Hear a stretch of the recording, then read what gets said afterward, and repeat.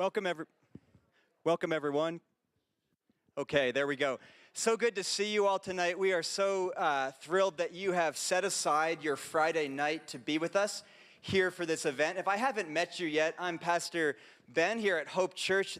Tonight's event is being co-hosted, though, by Hope and New City Church. And so if you're from New City tonight, or you're just a friend and a friend's invited you along, whatever's brought you here, we are so glad that you're here.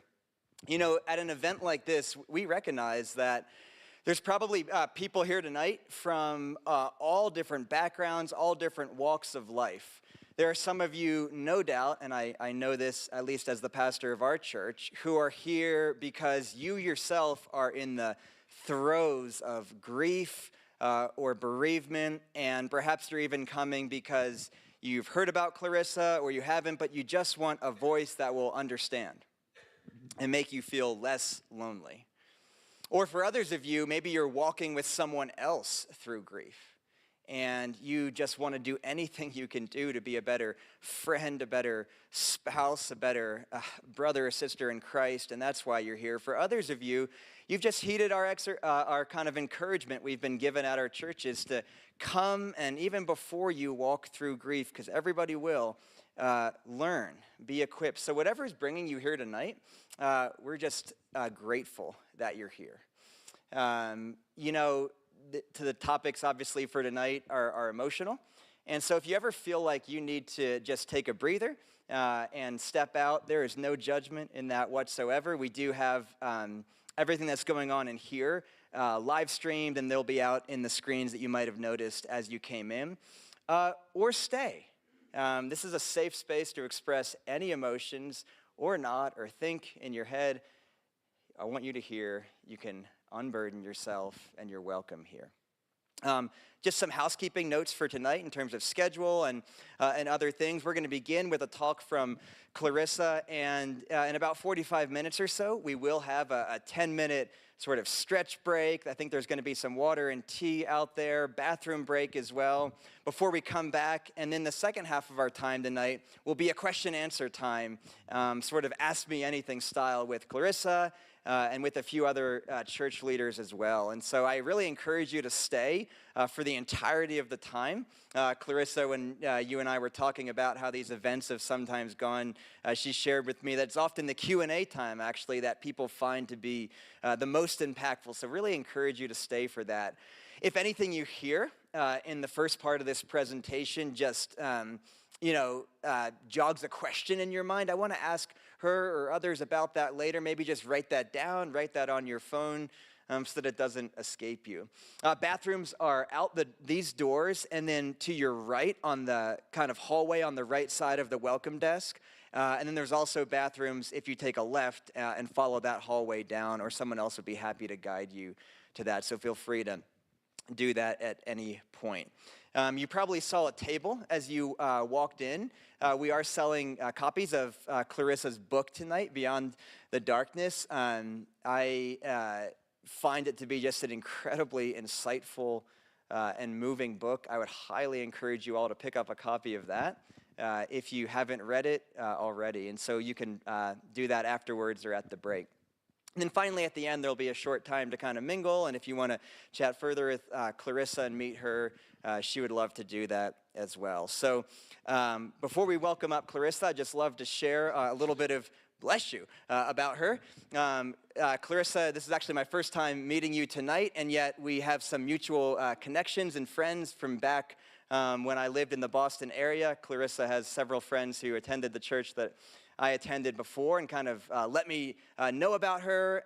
It was actually, I didn't even tell you this, Clarissa, there was a woman at our previous church who said there's one book that every pastor needs to have on their shelf, and it was actually Rob's book, The Art of Dying. And so I picked it up and I read that, and that was my first introduction to your story and then you all as a family. So Clarissa, as you'll hear tonight, comes with a very powerful personal story, then also just with a lot of wisdom and compassion on walking through bereavement and grief. Clarissa has an extensive writing career and ministry. She writes for many different outlets like Christianity Today, Gospel Coalition relevant.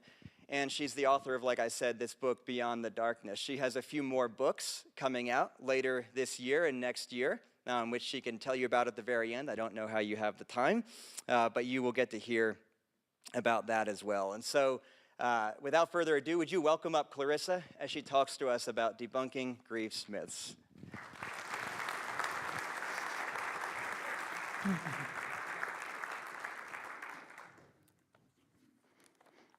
Thank you so much. It's wonderful to be with you tonight. Once upon a time, there was a king who loved fancy clothes, to the exclusion of his duties in his empire. One day, two men appeared in his court and offered to make him the finest clothes that humanity had ever seen. These clothes were so fine, in fact, that only the wise could see them. Those who were ignorant could not see them at all. Entranced with the thought that he could somehow transcend the mundanity of his condition and rise to new planes of prominence, the king agreed. "Make me my new clothes," he commanded, and the two men set to work. Now, we all know how this story goes, don't we? Right, the supposed tailors are actually con men. They tell the king what he wishes to hear, not what actually is. And swept up in his own hopes for life, the king believes them to the point of absurdity. Wanting to believe that he is wise, he stands for fittings. He admires his emerging wardrobe in the mirror. And eventually, he parades through the center of town to the silent, aghast stares of those who line the streets. It's only when a child breaks the silence and shouts, "The king is wearing no clothes," that the illusion is entirely broken. The king has trusted in a lie. He's outfitted himself in myths to make himself feel better. But in the end, he's totally vulnerable and alone. Now, chances are you haven't walked down Main Street in your birthday suit, but if you've lost a loved one, I guarantee you have experienced a similar kind of intense vulnerability. You thought you knew something about death and dying and grief, and you believed what you'd been told or what you'd watched other people do as they processed their own loss. But in that moment, when you got the news, in that moment when you stood beside the graveside, in that moment when you walked into your house and closed the door and stood in the silence for the first time, you realized that none of it works. You're like the emperor without his clothes.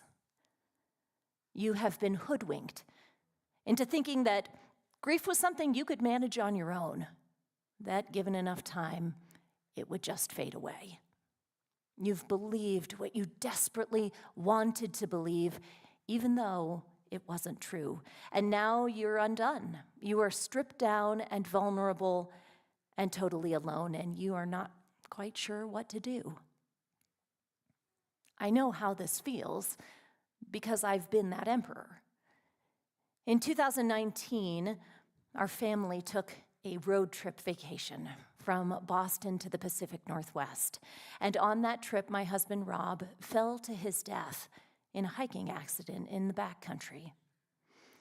We'd been traveling for weeks together as a family. Rob was an experienced hiker, a conscientious man who never took risks that might injure his family. He'd done this so many times before. This was not supposed to happen.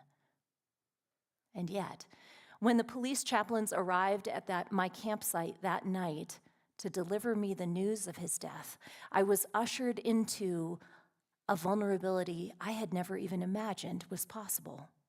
In a single sentence delivered to me by those chaplains, the security of my husband's loving presence was stripped away, and my eyes were opened to the horrors of traumatic loss.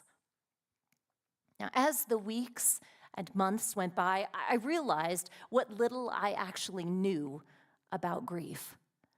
My husband, Rob, had been an author and a journalist, and he had written a little book called The Art of Dying. After he had worked in a funeral home and as a hospice volunteer. And strangely enough, in our early 30s, with toddlers running around our legs, we had talked a lot about death and dying. So I knew his wishes were he to die. I knew his funeral wishes. I knew his burial plans. I knew his end-of-life decisions. But I realized I knew next to nothing about what came next.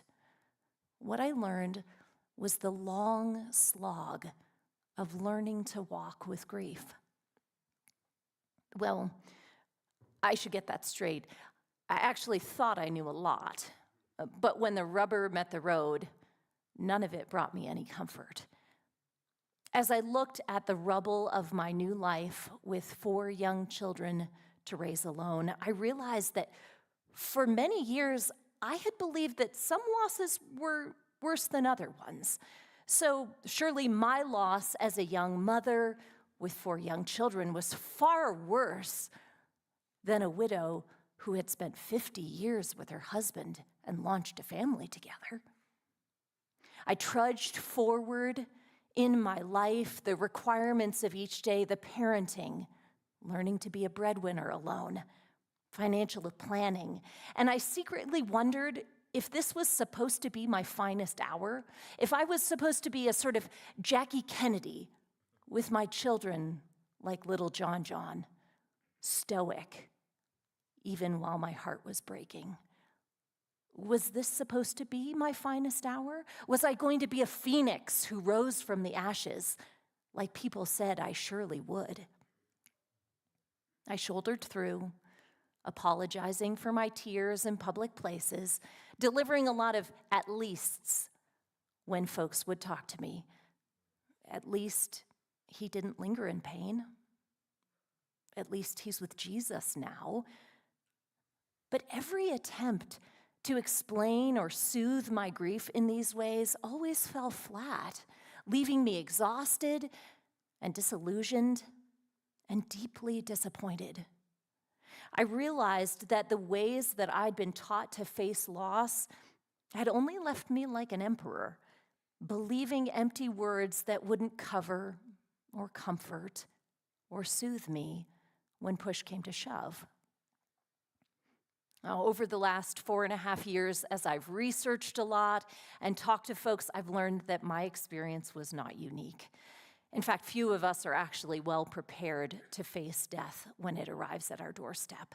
We lean on our culture, our generation, our families who have taught us to grieve, regardless of whether those ways are actually healthy or life-giving.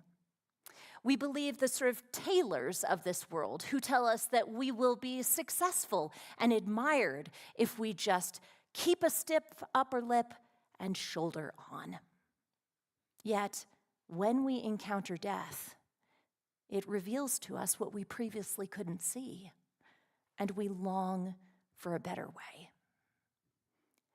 If you've joined me here tonight, I suspect that you may long for a better way too, a better way to deal with the aching loss of grief in your everyday life, a way to survive grief's hardest moments and think about what comes next, a better way to be a support to a friend in need, a better way to rebuild your life with grief and God as your companions. And so that's what I'd like us to think about tonight. A number of years ago, my family took a vacation to the high desert in eastern Washington state.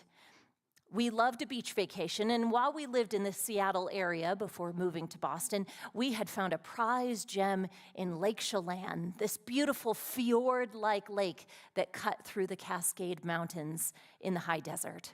And every year we returned to the same hotel, we played at the same beach for hours, and we got ice cream from the same little spot right around the corner. Now, on this particular year, the weather had been very dry, and after a night of thunderstorms, we woke up to the faint, acrid smell of smoke in the air. We looked out of the window off of our hotel balcony, and we didn't see a grill or anybody having a campfire, so we just got ready for the day as usual. After breakfast, we headed down to claim our spot on the sand, only to see a group of folks who had lined up along the shoreline to look at the butte that was overlooking the hotel. A small fire had begun on the grassy slope, and black smoke was floating into the blue sky. Those thunderstorms that night before had, unbeknownst to us, sparked a fire, and lightning was the culprit. For the rest of the morning, we watched nervously as the fire spread across the butte.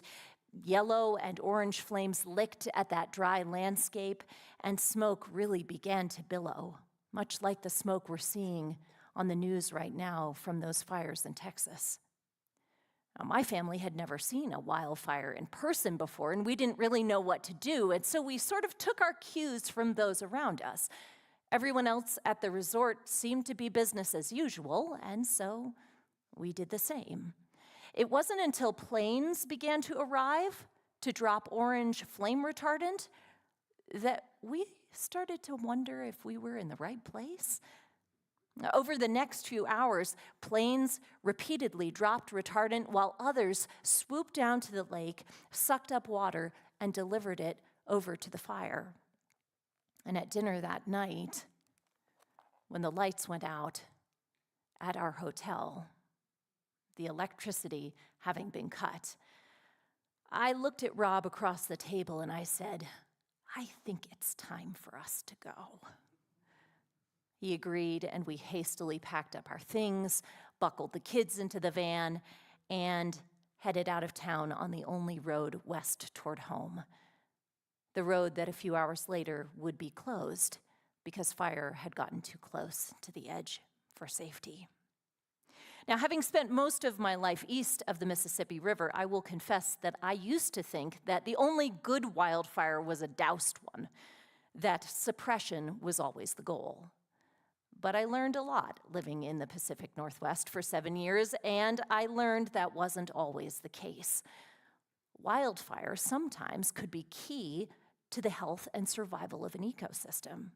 In widespread fires, old dead wood could be purged away, and the forest could have space to breathe, and smaller plants could grow.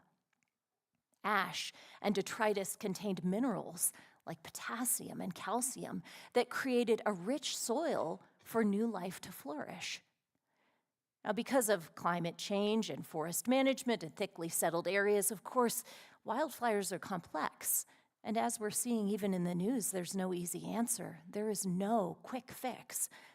Multiple agencies have to work together to try to keep the environment and people safe. However, the goal is not suppression, but management. Keep the fire away from people. Don't let it burn too hot. Let nature take its course. When managed well, wildfire can bring good, not only harm. I've learned over time that grief is a similar task of management over suppression. Now, the death of a loved one sparks the fire of sorrow in our life, and that flame grows and can threaten to consume everything if we let it. And so many people look at that fire and they think we must suppress our grief. The only good grief is a grief that's extinguished. They think that grief will destroy them and their lives if they offer it any space or oxygen. But suppression can hinder good growth, and new life can begin to grow when grief is allowed to take up space. Sorrow can do a purging work, reordering our priorities, prompting repentance, mending relationships, helping us to reassess our values. And we can learn to manage its damage so that we are protected and nourished and rested in grief's harshest moments. We can acknowledge grief's ongoing presence in our lives as a sign of love that continues. For everything there is a season, and a time for every matter under heaven, the writer of Ecclesiastes says. A time to weep and a time to laugh, a time to mourn and a time to dance. Now, how do we muster, though, the bravery to take off our mythical clothes, as it were, that we thought would protect us, and become vulnerable like this, to try something new, something radically different? How can we live as more than the emperor, vulnerable and exposed? As we face our grief, we must choose the right companion. Like Shadrach, Meshach, and Abednego, this is not a fire we need enter alone. The prophet Isaiah said, "When you pass through the waters, I will be with you, and through the river, it shall not overwhelm you. When you walk through the fire, you shall not be burned, and the flame shall not consume you." The one who died and rose to save us walks beside us, guiding us through suffering into new life. Jesus, the man of sorrows, acquainted with grief, he is the one who will be our guide as we walk with grief. Now tonight, though, we want to figure out, what does this actually look like? What does good grief management look like? And if you've come tonight and you say, I am overwhelmed, I am drowning in my sadness, I hope we figure out how to throw you a lifeline tonight. If you're bearing up under an old sadness and you say, I felt like this for a long time and I don't want this pain to be wasted, I hope you find relief tonight. And if you've come struggling to believe that God even cares in your darkness, that he can see you, maybe that he even exists. Maybe you've come tonight saying, I want God to get the glory in all of this. You're in the right place as we figure this out together tonight. Tonight, I want us to identify and release those myths, those false beliefs that tend to hold us back from healthy grieving, and discern what it actually might look like to grieve as those with hope. I am regularly asked on podcast interviews, what was the most helpful thing someone said to you after your husband's death, and what was the least helpful thing? And I've got to tell you, I chuckle every time because we say a lot of really unhelpful things after someone dies.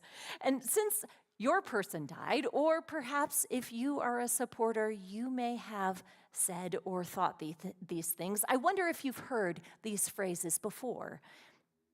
At least he lived a long life. At least you can have other children. You're young. You could get married again. Don't cry. She's in heaven. Everybody's got a cross to bear. When do you think you'll get over this? Oh, my loss isn't as bad as yours. Or this is the one we think. My loss is far worse than yours is. What doesn't kill you makes you stronger. And the real doozy, God must have needed another angel. Well, that's my favorite. And these are the things we say out loud, right? What about all of the other things that we don't dare say out loud, but we still think? That crying is a form of weakness. That ignoring my grief will make it go away. That there is a right and a wrong way to grieve. What about, I'll never smile again? Or when you look in the mirror in the morning and you look so tired, you say, I just need to move on. And when we stop and we think about these words, when we line up all of these phrases and we say them out loud, we discover we've been weaving protective garments out of thin air. None of these platitudes holds any comfort. Well, why ever would we tell ourselves these things if we're not 100% sure they even work?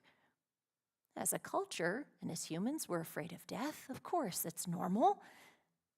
But more than that, we are very uneasy about big feelings, aren't we? We like a clear-cut beginning, middle, and ending. That's why the stages of grief are so popular, right? We're afraid of fragility, of feeling out of control or actually losing control. And loss, it cuts us so deeply that we want to believe something, anything, that will make it hurt less. And this desperation is normal, even if it's misplaced. Instead of being motivated by a gospel ethic, we sort of cobble together all of the things from our upbringings and popular culture, but when we try to put these beliefs on and wear them outside our doors, we discover we are far less clothed, far less protected and prepared than we wish we could be. Why? Because the myths we hold are just that. They're widely spread false beliefs. And the truth is a very different story. We have a funny relationship with truth tellers in our culture, don't we? We love them and we hate them at the same time.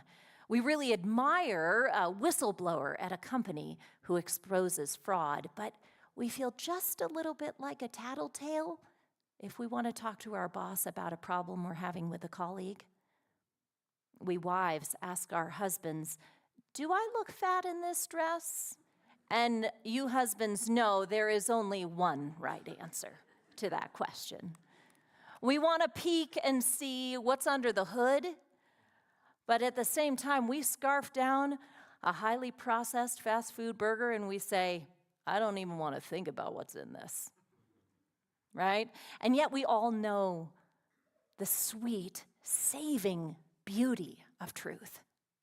We've all heard stories of family interventions that hold a mirror to a loved one's addiction, causing a catalyst for healing and recovery. We've all experienced a friendship where we've confessed sin and received forgiveness and restoration. Truth-telling can be dangerous because it sort of explodes all of our categories.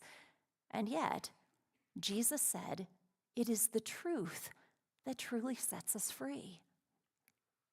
Now, for a long time, since your loss, you have maybe walked around like that emperor with his new clothes. You have been commended by others for your brave facade. Maybe you've been exhorted by others to believe their myths. But tonight, let's tell the truth, if we can. Let's learn to tell a better story. Let's look in the mirror and say what we actually see. What is the truth about grief? It's actually surprisingly simple. No loss is worse or easier than another. There is no at least in grief. You don't need a more tragic story to give you perspective, a long life, or relief from pain, or a peaceful, uncomplicated death doesn't take away its tragedy. The loss of the baby that you've never held is the same as the loss of an adult child because Jesus said he notices every sparrow that falls. The death of a friend can rock your world, and so can the death of a spouse. You can grieve fully and honestly for a loved one who has had many years, and for one you feel has had too few. Now, we must be clear that different losses have different lived consequences, right? Every loss has a unique, impact on our lives and will reshape us in different ways. But at its core, all of death is deserving of deep grief, because death is terrible. It grieves the heart of God. It was never part of his plan. Grief is part of the curse, says Genesis 3. Now just think about how that one truth releases us. Because if all of death deserves our sorrow, this truth releases us to embrace the uniqueness of our particular loss. We begin to understand that there is no one right way to bereave the loss of a loved one. Different cultures do it differently. Different generations do it differently. Different personalities do it differently. You can keep your loved one's things, or you can give them away. You can move to a new place, or you can stay in your home. You can wear black in bereavement, or you can ask everyone to wear your loved one's favorite color to the memorial service. You can grieve in the way that God has particularly wired you to mourn, knowing that your unique emotional makeup is God's gift to you. Your grief can become this precious and intimate space where God can draw you close to himself in a way that is custom fit for you. He formed you, Psalm 139 says, and he knows your inmost being. That includes the way you grieve, too. What a relief, then, to think that grief need not be an external measure of our worth, but can be the true reflection of our hearts. Your particular loss has not been assigned to you as a strength-building exercise or an object lesson, and ignoring it will not give you strength, and facing it won't make you weak. And moving on is not an accomplishment. Instead, as the Apostle Paul writes, when we face the honesty of our hurt, it creates a space in which God's strength can be made manifest in our weakness to the glory of his name. When we are weak, says the Apostle Paul, then we are strong. When C.S. Lewis's wife, Joy Davidman, died of cancer, he described her death as an amputation. He said, "At present, I am learning to get about on crutches. Perhaps I shall someday be given a wooden leg, but I will never be a biped again." Lewis knew that Joy's death was a permanent wound in his life. Her absence would be an ongoing marker of his loss. "I won't get over this," Lewis essentially said. And he was right. You don't ever stop missing or loving the person that you've lost. Now, if you're around me much, or you've heard me speak before, you'll often hear me say that there are two words that are naughty words when we're talking about grief. Those words are healing and recovery. It's not that I don't believe that someday you're going to feel better, or let's say that again. It's not that I don't believe you'll someday feel better than you do right now, because research tells me that you will. It's not that I don't think you can't put your life back together, because I know you can, and with the Holy Spirit's empowering guidance, you will. I don't like the words healing and recovery when we talk about grief, because these are the ultimate myths that we use to clothe ourselves after loss. Even when we suspect it might not be true, and we don't really want to lose grief's connection with love, we still cling to this belief that someday we will get past all this sadness. But unfortunately, grief isn't a broken leg that will someday heal. And God never promised that the hope of heaven eliminates all earthly pain. We're going to miss our people until the day we die. We, like Lewis, will walk around with a wooden leg, a small or large crack in the glass of our lives that wasn't there before and can't be humanly mended.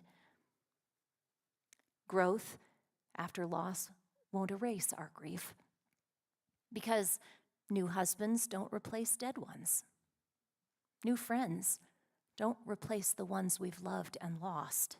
There is no remedy or therapy that will remove the pain of grief. Only God can do that. And He has a plan for it.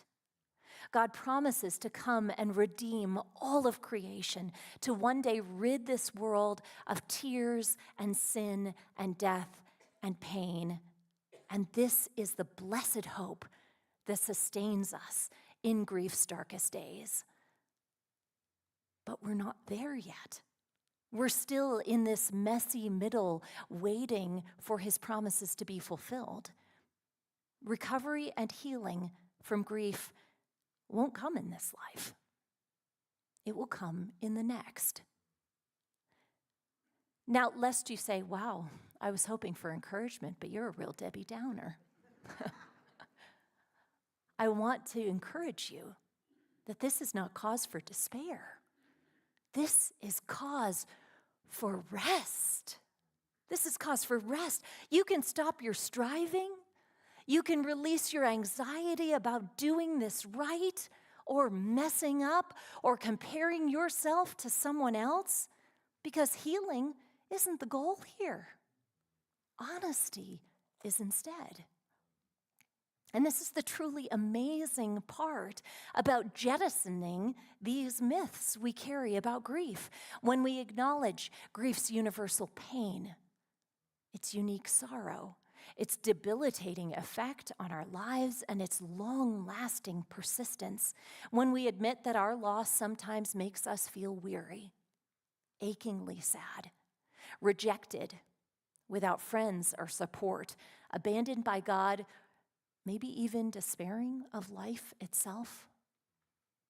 When we're honest about this, we discover that none of this is news to God.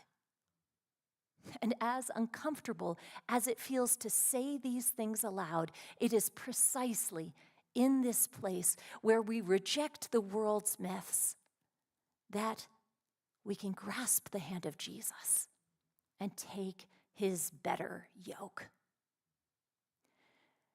Now, when we first begin to debunk grief's myths, we can sort of feel like the boy along the road who exposed the emperor's folly. You're naked. You're not as protected as you thought you were. We see for the first time through the cultural and emotional robes that we have sewn to clothe ourselves, and it feels good, if not a little airy, to be honest.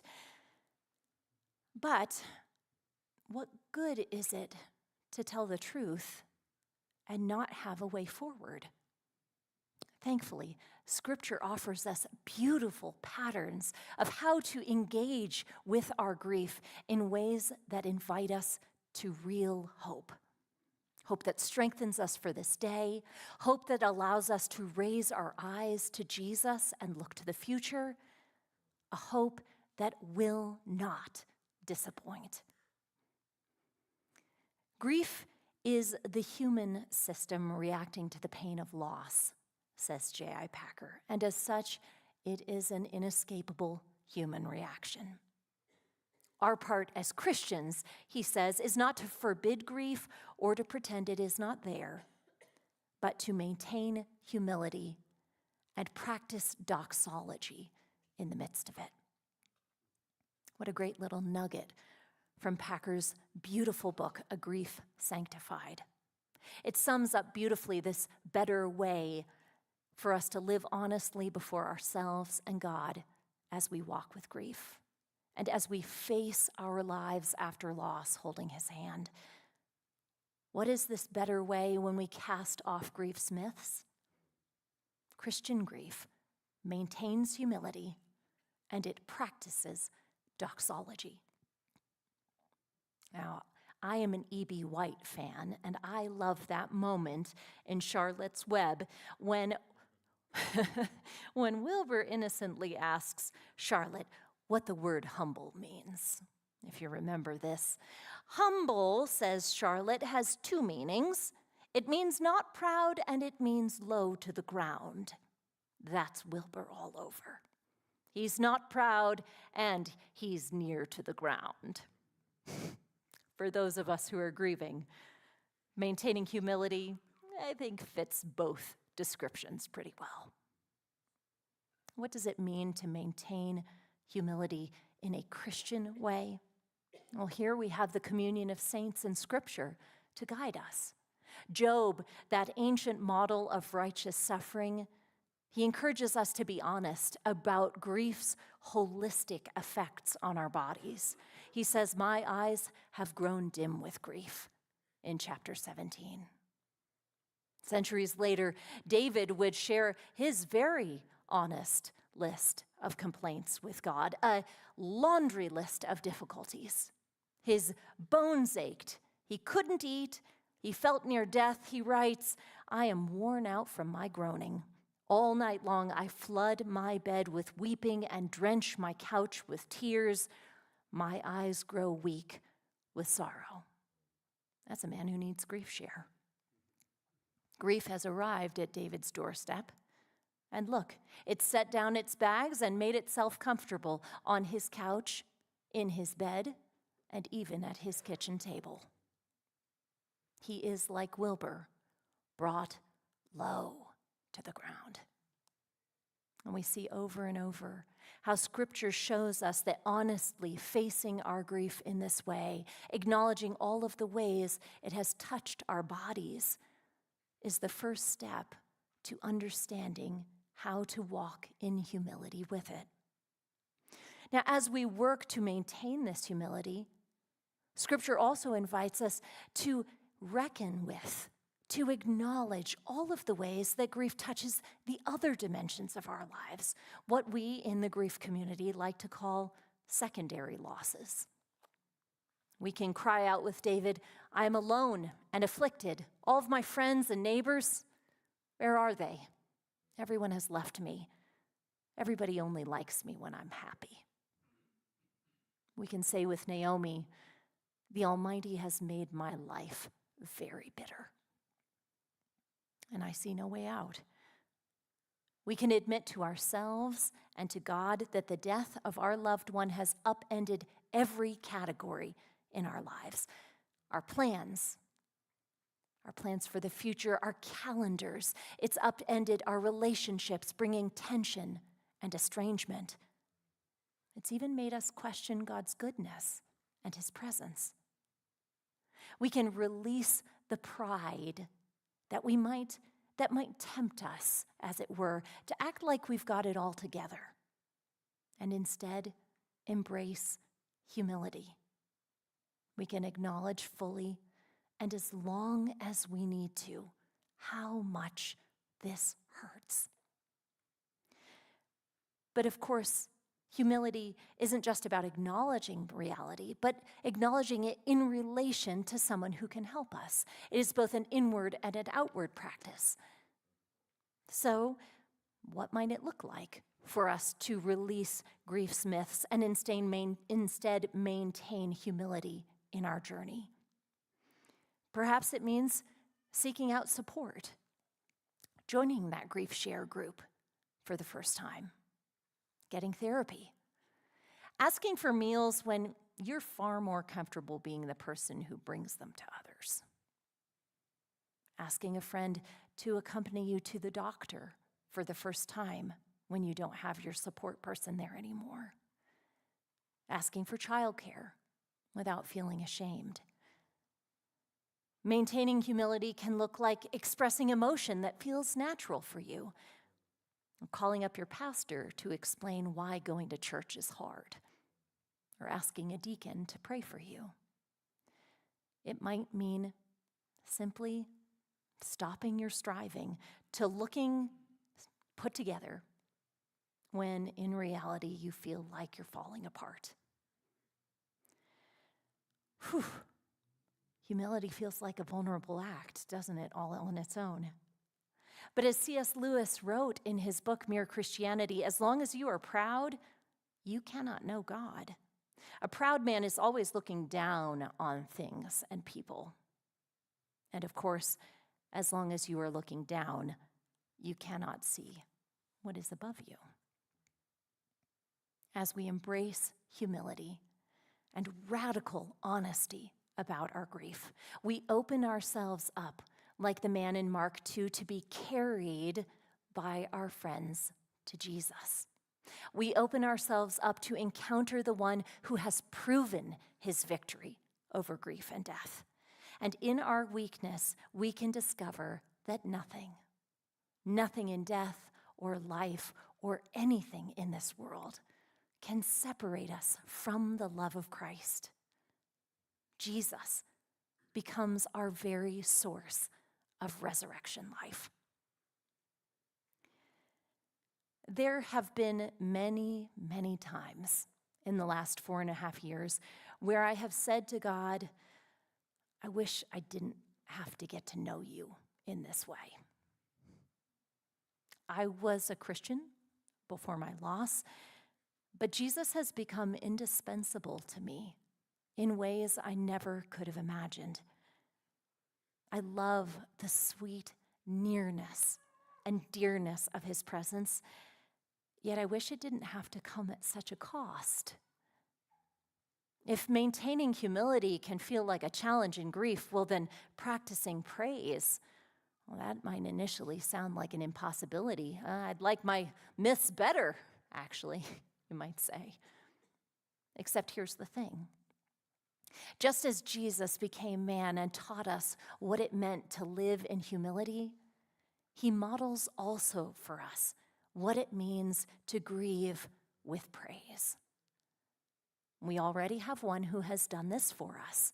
We need not blaze a new trail, but simply take each step with Jesus as our guide as we walk through our valley of the shadow. What does it look like to practice doxology? To practice, to try and fail, haltingly, weak, afraid, perhaps filled with doubts, half believing, deeply faithful. To practice doxology, praise. For you, practicing doxology might mean loud and vibrant praise at a memorial service in memory of your loved one. Or it could be quiet, simple trust alone in your home. Practicing doxology can mean confident professions of faith, testimonies of God's presence in your loss. It can also mean unsteady and doubtful steps toward God.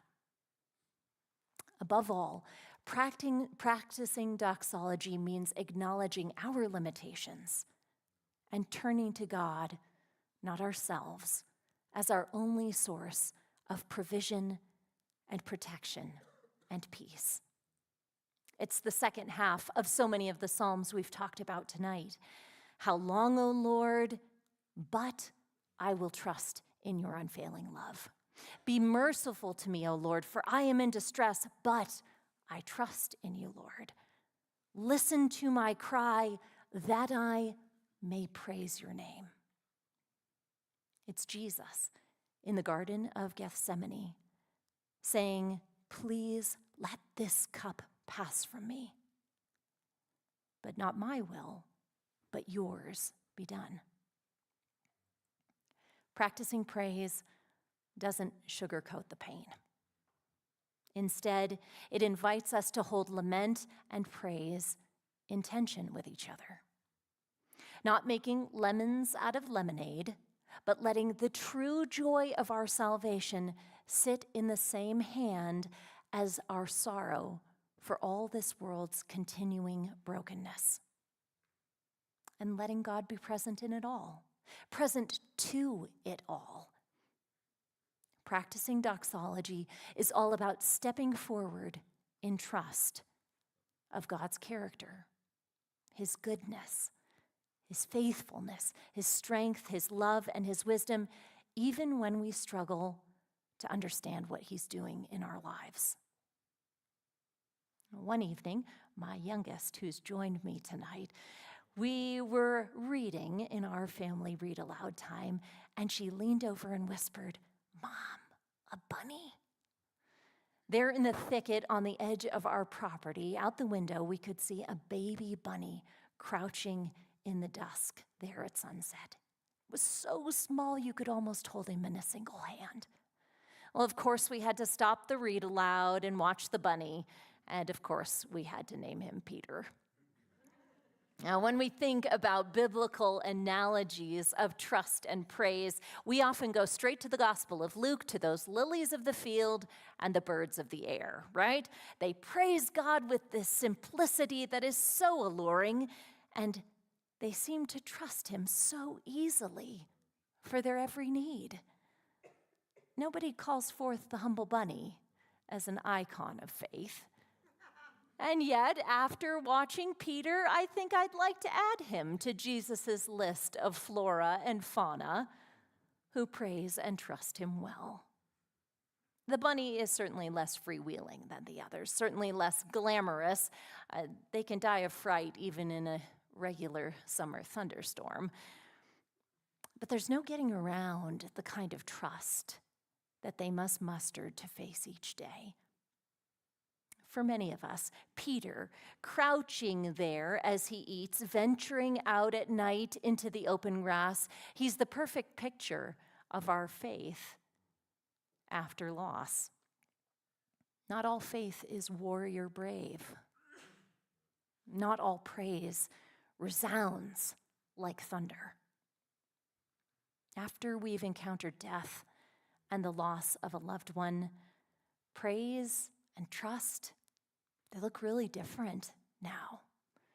They're complicated, complex, harder, to be sure. But I submit to you, still deeply enriching.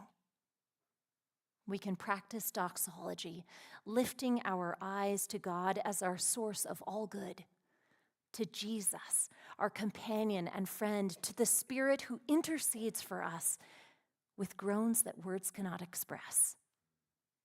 We can do this even when we're shaking.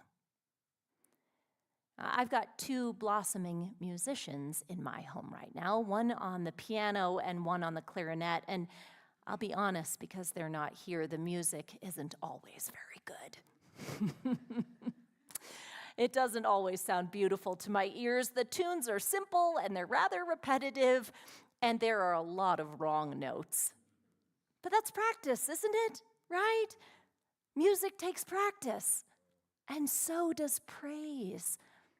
As we practice doxology in grief, will our praise sound very good to our own ears? Perhaps not. We may struggle to form words. We may get frustrated and bang on the piano and walk away and want to give up. But that's what practice feels like. Thanks be to God, we are not rehearsing for our own ears. However challenging it might feel, our wounded praise resounds in the heart of God. And God promises us that he will meet us there. He says in Psalm 22 that he inhabits the praise of his people. Just as Jesus has walked before us in vulnerability and humility, God will strengthen us as we praise him and as we learn to grieve with hope. A couple of years ago, a dear friend's husband underwent a serious heart surgery. He was young, and yet the damage to his heart had been pretty significant. And so we were all relieved when we got the text that he was out of surgery and he was resting comfortably. We all knew that although the surgery had been successful, he had a really long road of restoration ahead of him. I checked in with my friend a few days later, and I was shocked to hear that he was already walking around in his hospital room. It had only been 4 days since his surgery, since his heart had endured a massive invasion, and yet his doctors wanted him moving? My friend explained that Movement after her husband's surgery wasn't just preferred, it was vital for the health of his heart. Even with all of his newly installed parts, his heart actually couldn't learn to work again until his body started moving. To really live again, he had to get up and walk, one very small step at a time. Choosing to move again instead of stay still was his ticket to new life. Now, he had a long road ahead of him, a long road of maintaining humility about his limitations and also reaching forward for a life that was beyond what he could currently imagine. For him, every step, every attempt was a practice of praise. And in a similar way, how we choose to respond to grief makes all the difference.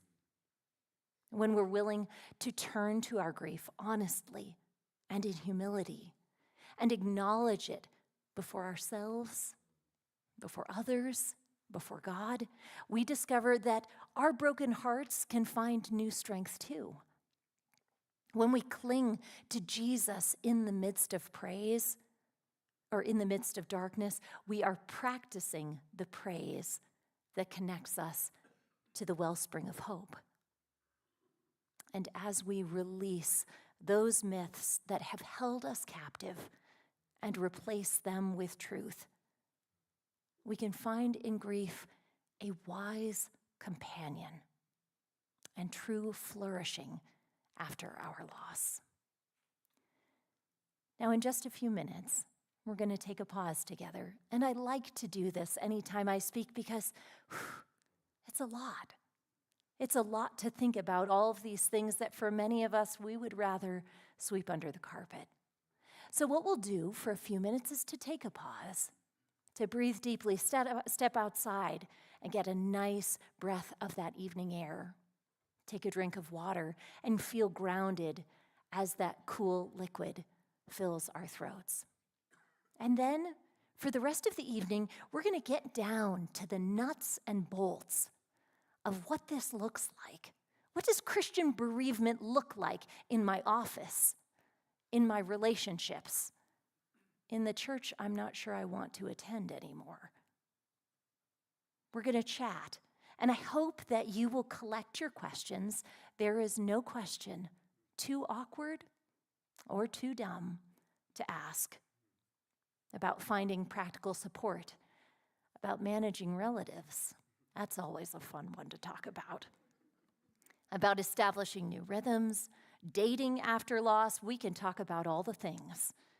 And so I hope that you will bring your questions so that we can figure out together as we maintain humility in our grief journey how to make our lives be a testimony of praise to the one who saved us and will one day come to make all things new.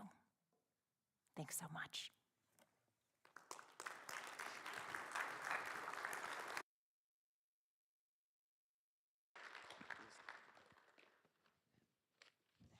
Well, thank you so much for that. This on? Okay. That was beautiful. Thank you. We have about 10 minutes. I know we'd probably need and want more than that. Think of it like a short intermission as opposed to a long catch-up session. I know we see our friends here do, though, care for your physical bodies. Even hearing about these things is a physical toll. So come back here in 10 minutes. I think we're probably going to do like the intermission thing where we dim the lights and then come back with questions prepared, and we'll continue on. Thanks.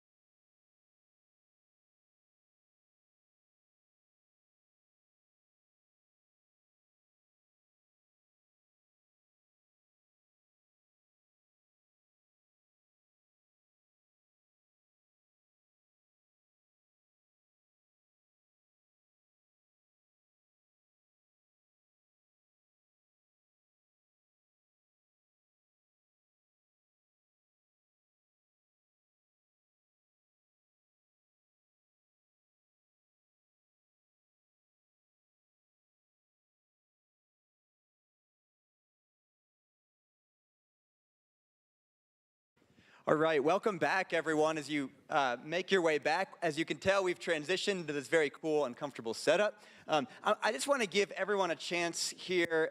You've met Clarissa, just to introduce themselves. This was actually when you and I were planning this, I remember you suggesting, hey, it would actually help to have more people than just me up here, get different voices speaking into some of these practical questions. And so the way this is going to work is, like Clarissa said, this is really like an Ask Me Anything. We're getting into the practical, into the nitty-gritty. You are welcome to ask anything you want. Now, we're supposed to have, I think, 2 people with mics running around. You can stand up in the back. We've got 2 of our students. Thank you so much.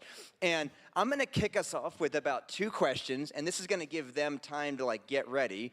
But then after that, it's all just open for you all. And I think the way we'll do it is, because we have 2 mics, just raise your hand, and then one of these guys will run a mic to you, and you can be ready to ask your question. And you can direct it to a specific person, or it can be to everyone. But can we just introduce who else we have with us here tonight? Sure. My name is Nate Bush. I am the pastor at New City Church. And I just want to say it's such a privilege to be in ministry in the city with Ben. And I just feel so blessed to be here with you and to partner in the gospel with Ben in the ministry in Albuquerque. And so it's a great joy to see you. We are Terry and Karen Heems, and we have been facilitating Grief Share, the program that Clarissa talked about many times. I would say we've done it 20 times. I'm really unsure. We've done every version. They're up to version 4, and we have indeed done all 4 versions. Scary. We've taken some breaks. Well, thank you all so much. I'd love to just start off asking, and anyone can speak into this, just about the sort of caring for our physical bodies in grief. We can kind of neglect that. And I loved, Clarissa, in your book, you kind of gave a more manageable set of expectations for what it can look like to care for your physical body. So maybe we could start with you, but then everyone just speak into what have you learned, what would you recommend about, particularly in the early days of bereavement, how do you care for your body? That's a great question. Well, in my book, Beyond the Darkness, I talk about the 3 ideas that I think are particularly helpful for us: nourishing, resting, and moving. When you are at the very beginning of your loss, a lot of times folks develop a meal train to help you out, but you're getting dinners all the time and you may not have an appetite for any of them. And it can be hard to be on the receiving end of such kindness and actually not want to eat any of it. And so I encourage folks to name their needs, their dietary needs.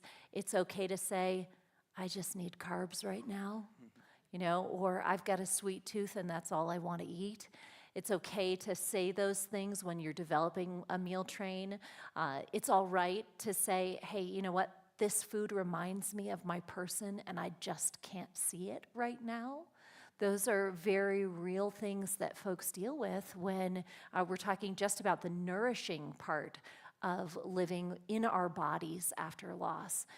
A lot of folks also experience some tension around the habits they had related to sleeping or exercising after their person dies.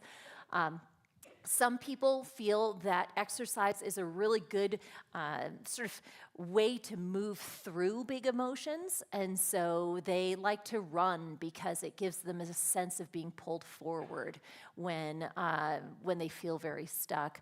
While for others, just getting out of bed is hard enough. And so I always encourage folks, be gentle with yourself. Rest is more of a priority than sleep. I know sleep can be really difficult, even for years after your loss. And it's okay to give yourself space to not be perfect in there. In the same way, though, also, I encourage you, if you have ongoing problems in your body, if you've really lost your appetite and it hasn't come back and it's been months now, or you have a friend who says, you just look exhausted all the time, ask that friend, hey, I feel that way. Would you mind coming to the doctor with me? Because I'm afraid to go alone, or I feel awkward going alone. Always pursuing health is a good posture to take, but you can do it gently and at your own pace. Thanks. Others add to that? Thank you. I think the thing that I would add is we try to tell people to kind of get some order to their life. So if you can write down things that you need or things that you like to do or things that have to get done around the house, almost like a check mark, you know, one of those spreadsheet type things. It's the queen of spreadsheets. It helps because your brain is gone. There's an incredible amount of brain fog when you're going through, especially in the beginning. And so you need something to help you keep track of what you need to do. I mean, I don't have a lot to add in terms of the physical health. I would just say, treat yourself at least as good as Jesus treats you. And allowing yourself the grace that you need. When Elijah was going through his burnout, God doesn't rebuke his lack of faith. He cares for his lack of physical well-being and says, eat something, drink something, get some rest. And if that's what's needed, then embrace that and embrace it as a gift and grace of God. Yeah, go for it. Well, also, as you're making the various list, would be good to have a trusted friend come in to just bounce things off of, someone whose mind has not left them at this point in time due to the grief, but to help you walk through what's going on. And as has already been said, just being gentle with yourself during this time. And there's nothing like that because you can't change the circumstance. It's how you respond to it that's important. Even jumping off that a little bit, this is kind of moving beyond caring for your physical body, but you mentioned entrusting a friend. I think we have probably a lot of people who are here tonight because they want to know how to support someone walking through bereavement. In your book, Clarissa, you talk about there are a lot of different roles that can be played. Some are more intimate spaces, others are just real practical. Could you all just share, maybe widen our perspective on the many different roles people can play for those who are, dealing with grief? Well, in the first year after my husband died, one of my besties became my electrician. We had bought a fixer-upper, and suddenly I was alone to figure out how to keep the lights on. And he became such a source of encouragement. When my microwave died, I told him, I want to buy this, and I feel like I really want to put this in myself. I want to buy the new one and install it myself. And he was very unsure. He said, how about I just come over and stand in the kitchen while you work on it? Yeah, sure, that's fine. But he did. That's all he did. He stood in the kitchen and he watched as my son, who was 12 at the time, helped me hoist it up over the stove, and we installed it together. And I felt such a sense of accomplishment, but I also felt so supported just by his presence. And when he left that day, he had purchased for us a tape measure, and he wrote on it "Moll Clan," because that he just felt like, okay, this is your award. You have done your first home improvement job all on your own. But it's just we think of our support people as my best friends. But sometimes we're surprised when our best friends aren't able to be there for us in the ways that we've hoped. Maybe the loss is really tender for them and they just can't get close right now. Or they're not quite sure what to do. Maybe our friendship has always functioned in a particular way, and now we need them in a different role, and they don't know how to serve that well.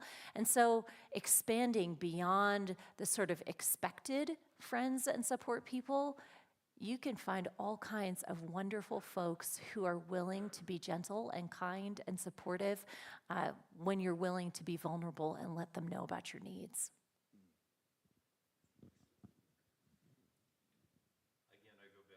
You really need to make lists of what you need day by day. not only food, and we've mentioned going to the doctor, picking the kids up from school. There's hundreds of things that you need.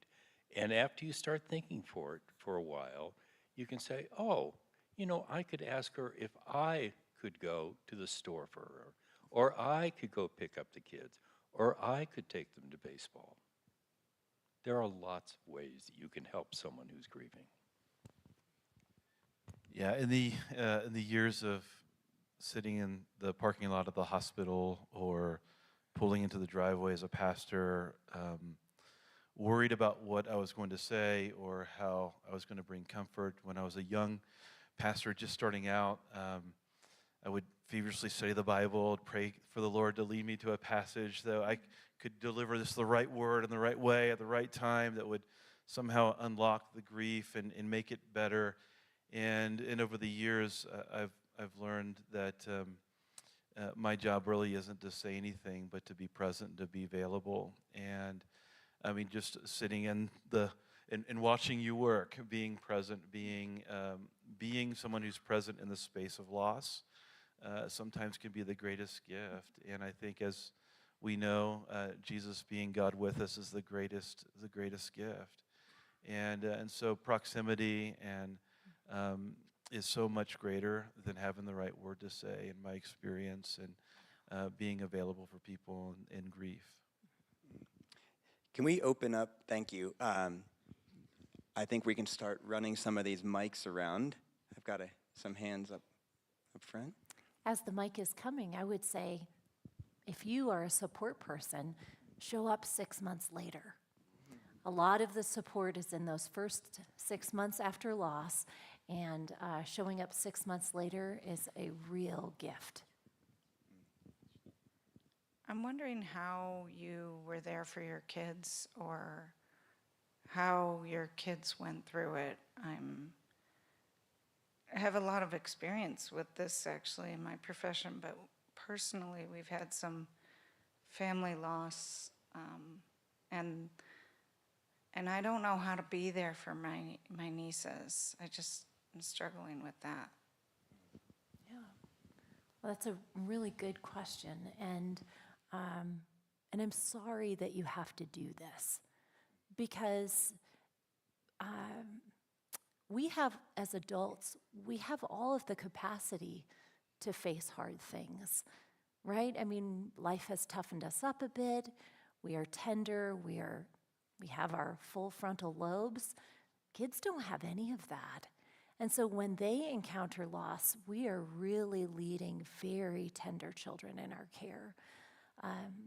So my daughter, who is a senior in high school right now, headed off to college, she and I have actually written a book for teenagers called Hurt, Help, Hope. It comes out in October, because what we found was that there were a lot of families who didn't have any kind of resources to actually help their children as they walked through loss.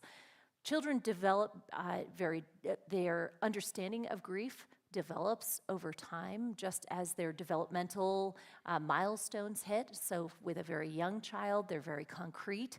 They may ask you questions like, can daddy breathe underground? And a question like that is just a knife to the heart, right, for us? But they're concrete. This is the way they think about the whole world.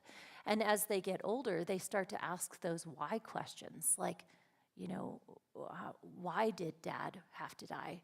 Why did grandma have to get cancer? A lot of those questions that are just really hard to answer. And, when our children are very young, we try to answer the questions that they have as honestly as we can with developmentally appropriate language. And as they get older, we sit with them as they wonder. And that's a lot of modeling for us. It's less didactic, less teaching, and a lot more sitting beside them, becoming the presence that you talk about that will give them comfort.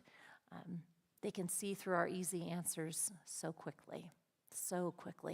And so that gift of presence really becomes something that can offer them support as they grieve and grow. Particularly teenagers just want to feel normal. And so having someone in their life who can be present with them, bringing them to baseball practice, and not asking how their grief is doing, just talking to them in the car. That kind of thing can really offer them real support and an ongoing presence that will provide the foundation for a relationship so that if they ever want to ask a question, they have a trusted adult that they can turn to.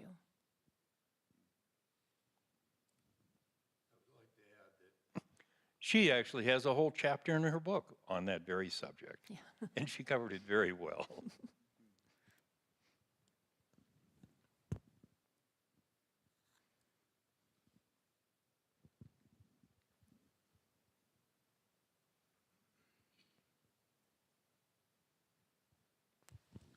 Do you have any suggestions for how we might comfort the non-believers in our life as they are struggling? It's the first question. And the second, any suggestions how to help people with survivor's guilt? I'd love to hear what you had to say about that, if I could put you on the spot. Yeah. To start with, you have a cheat code for understanding the human condition because you are a believer. And so you know certain things about human nature, like it's not good for man to be alone. You know that that loss is not a part of this loss of death is not a part of God's permanent plan. That sorrow is an admission that something has gone wrong in the world. And so you have eternal truths that you can lean into and hold on to, even with unbelieving friends. And you don't have to lead with a track to how do I get this person to a place of conversion, but you can use what you know about human nature, about faith, to develop the right kind of curiosity. And Christian people just who are tuned to what the Bible says about humanity, how we're made, we possess the imago Dei, we have inherent worth and dignity. All those things play into the way that we grieve and how we grieve and what in the magnitude of loss that we feel. Those are all things that you have access to in your tool belt as a believer and in talking to somebody who's not a believer. And the hope is that also that cheat code does eventually raises some attention to these eternal truths that you have access to, but you have them there and you can feel free to pull upon them. And also you have the Holy Spirit with you.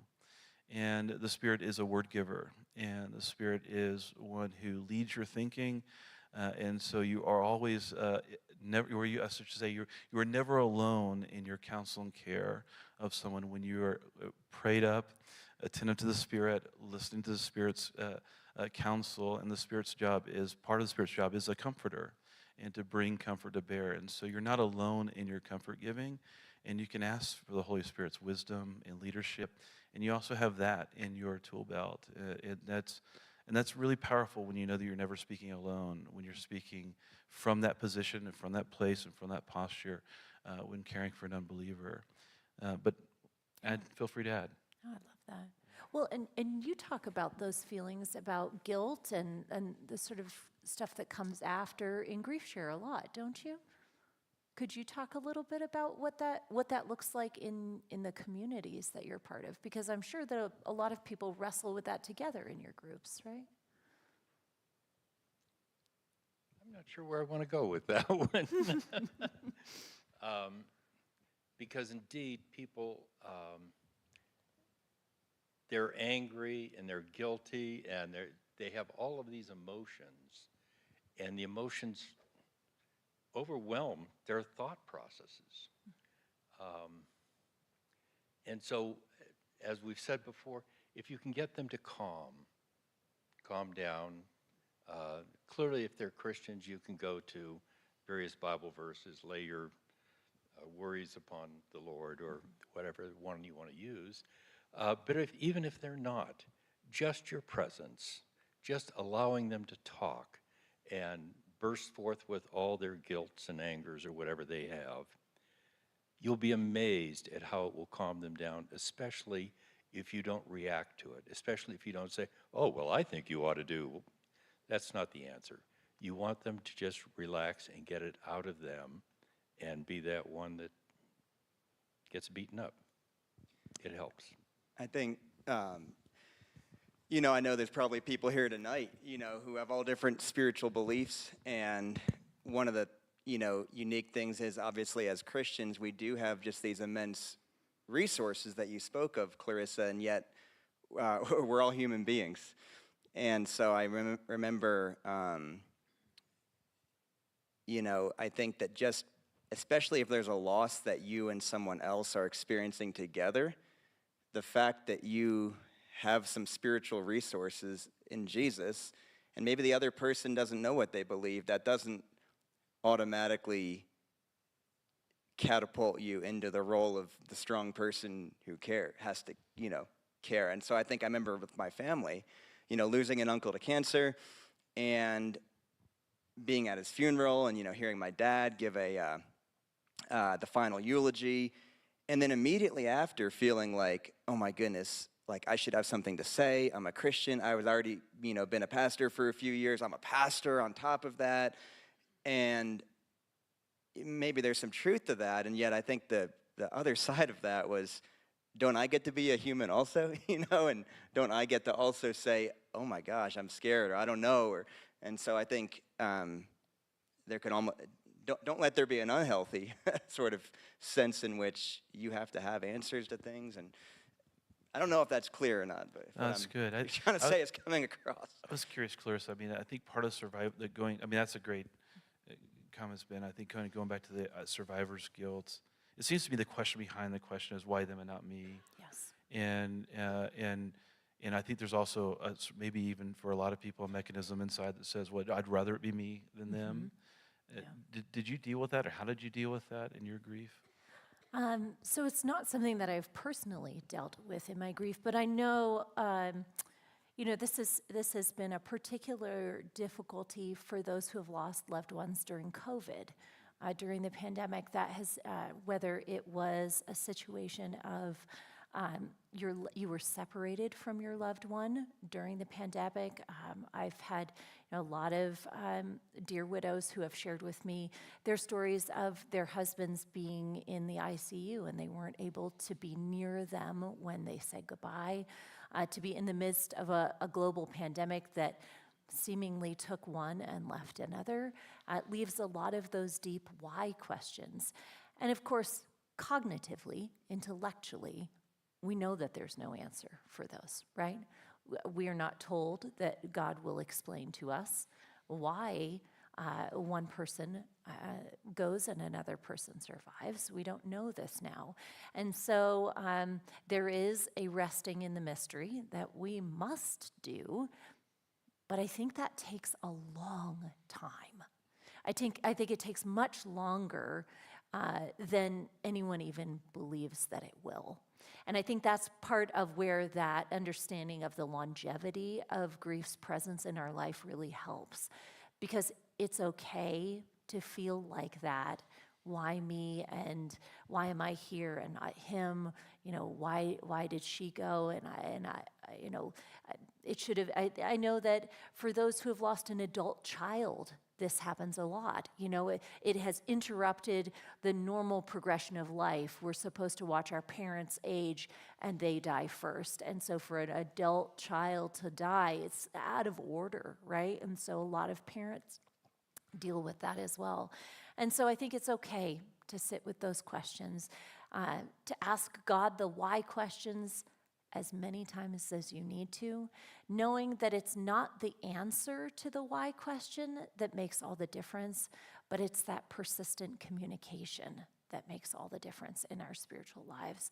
And it's okay to carry that to your grave, to carry those questions to your grave.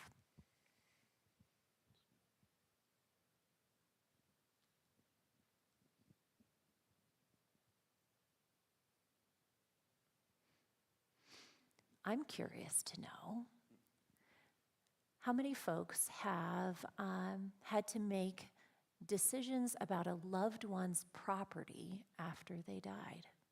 Anybody have to do that? It's a lot of work, isn't it? Closing down a life, particularly if your loved one had a home that you need to dismantle, give the things away. It's a lot of work, isn't it?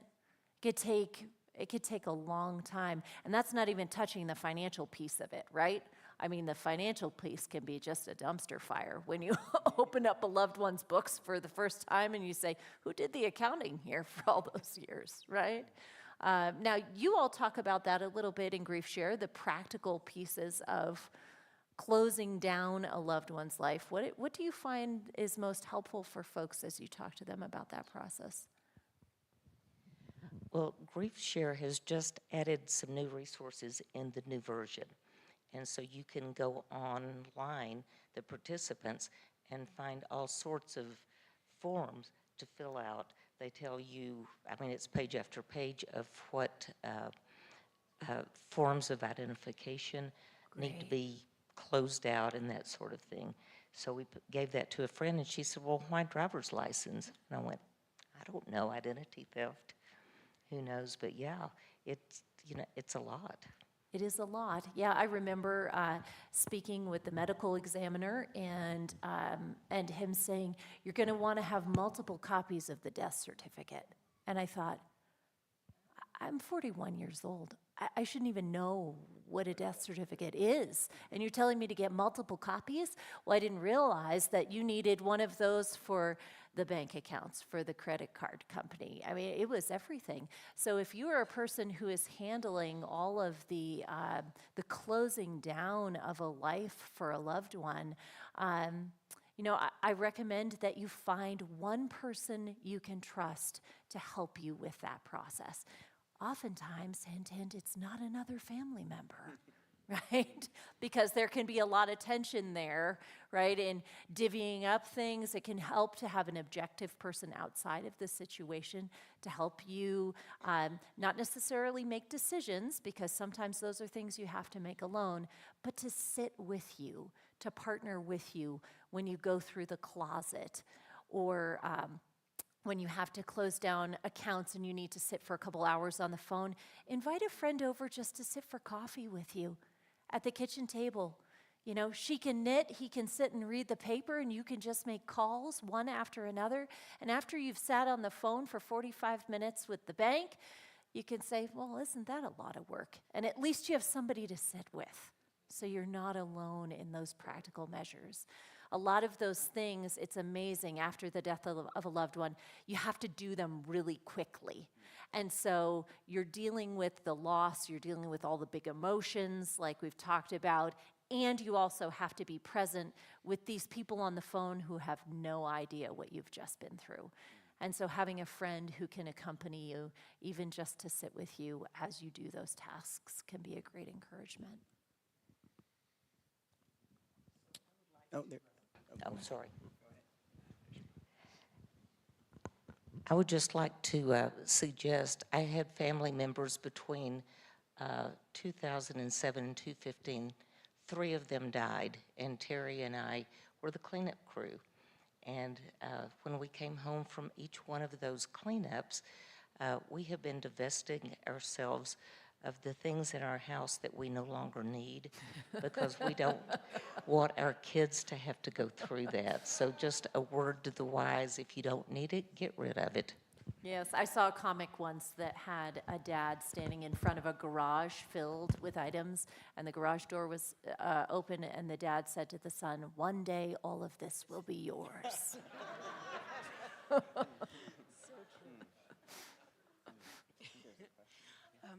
Well, my question is actually a grief share question, and I'm wondering if you ever deal with folks who are going through divorce or a loved one who has dementia in your group, or is it only for those who have actually died? Because obviously the person is still there, but the relationship, there's a huge amount of grief, and this is kind of the same processes, even closing out a life that you had together.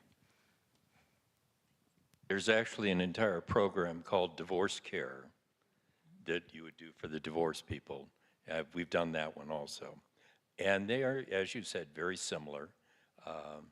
I think we found in the divorce that people were more angry, and in the grief they were more lonely.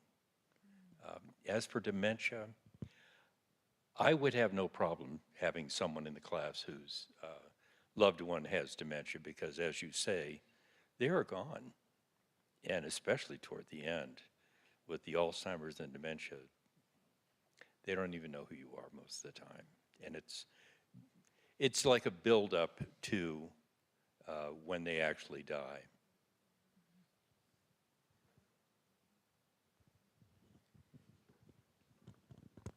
So as you're able, have those conversations now with your family members.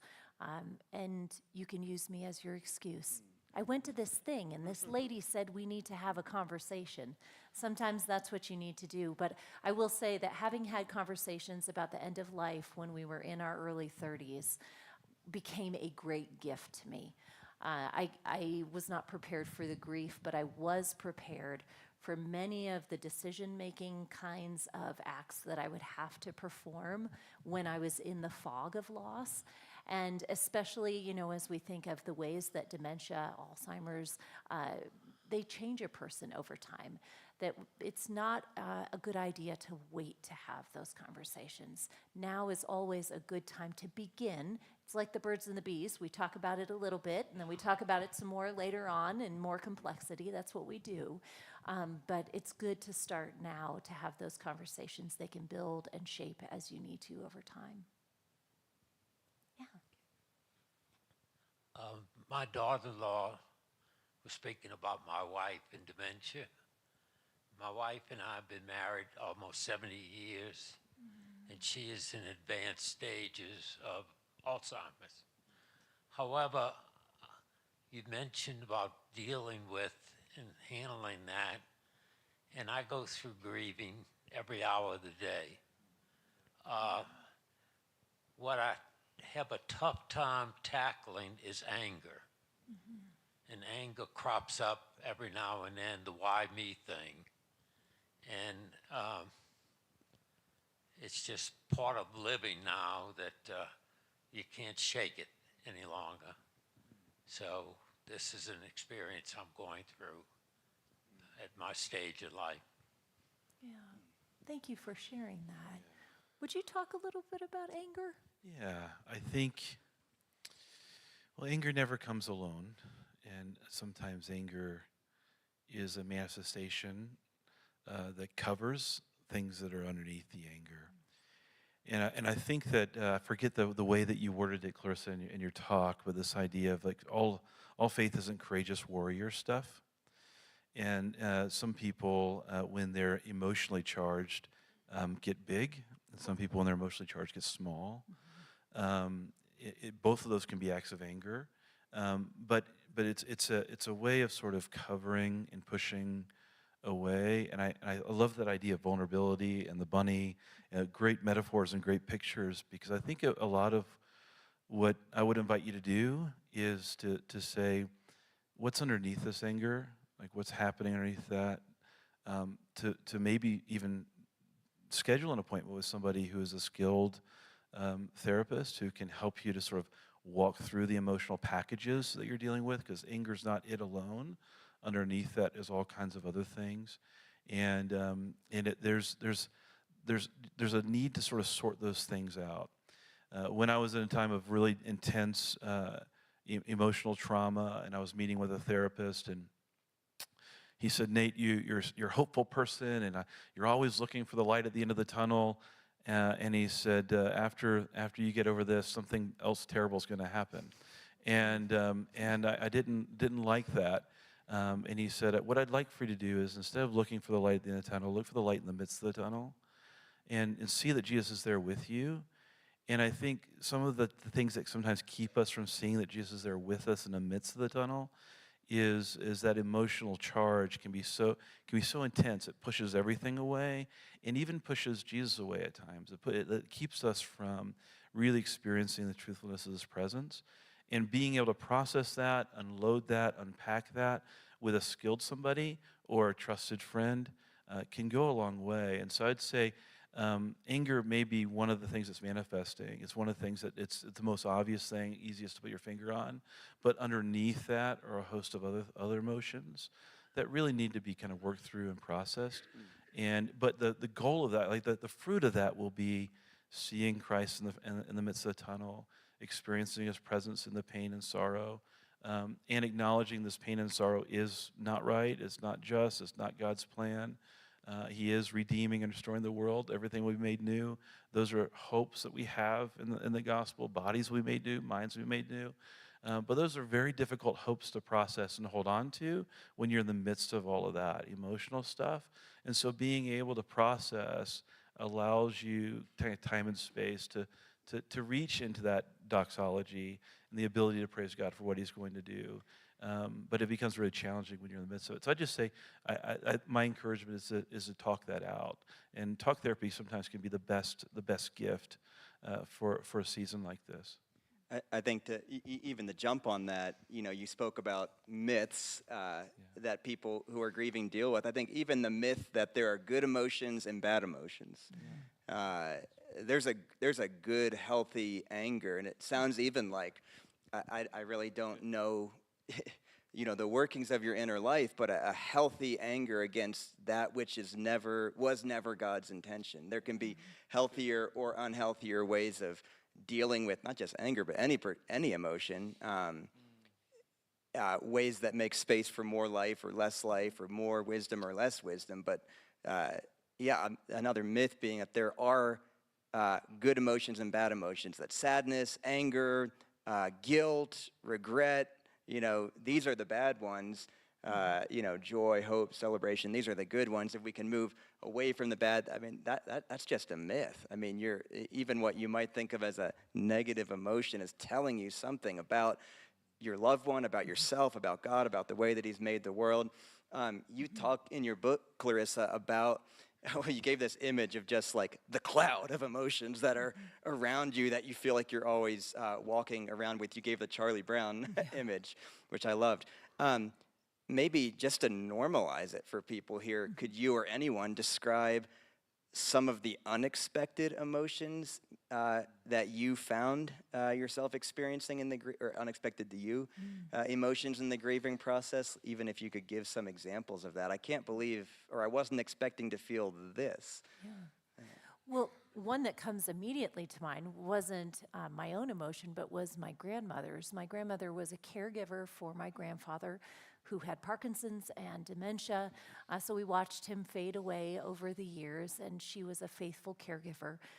But when he died, she was just relieved.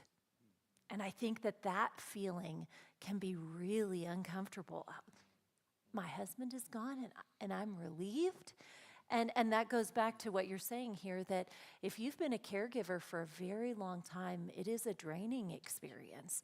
And relief is okay to feel. It's okay to feel. You have finished your course. I had one dear widow tell me, Clarissa, you fulfilled your marriage vows.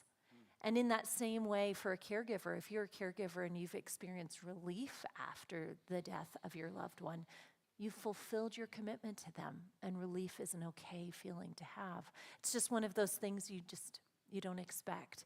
And you may have complicated responses to that as well. Do you notice any of those kind of, oh, wow, wasn't expecting that emotion from the folks that you meet with in Grief Share? I'm sure you've seen all kinds of emotions there, which is what makes Grief Share such an amazing community to be a part of. Nothing that you see, you do, or say there will surprise anyone. So one of the first questions when people come in is, how long is this going to take? But yes, they run the gamut, and it's some of it is outward, some of it is a little bit of sideways anger, that sort of thing. But yeah. I think the other thing that's interesting is in the very first session, at the end of it, they list, I want to say 140 emotions that are normal for grieving. Can So you it's all just normal. throw out a few of them that we would be surprised by, maybe, or that people hear? I don't know if I can, because I remember looking at the list and I tell everybody, go through the list and mark them off this week, and then next week go back and see it and see if you can get the entire 150 And it's amazing. We get people that'll get up to 100 with no problem at all over the course of the 13 weeks. But there's the obvious ones of the depression and distraction, and I can't get it together, and this, these are all just normal emotions. Grief is tough. I'm sorry, it's tough. I think just tagging on that, it's okay to be angry. I think that giving yourself permission to be angry is good, and I think it's even right to be angry at unjust and wrong things that have happened to someone you deeply love. So freedom to say, okay, it's okay to be angry is good too. Yeah, that's good. It's a good word. Right before intermission, Clarissa, you rattled off a few questions about, feeling uncomfortable going to church as a widow, dating stuff, all that stuff. And I was like, oh, good, because all of those are something that I'm wondering about. So if you could speak, I know you had like three of them, or three or four questions, and I thought, oh, every one of those, something about family relationships. Sure.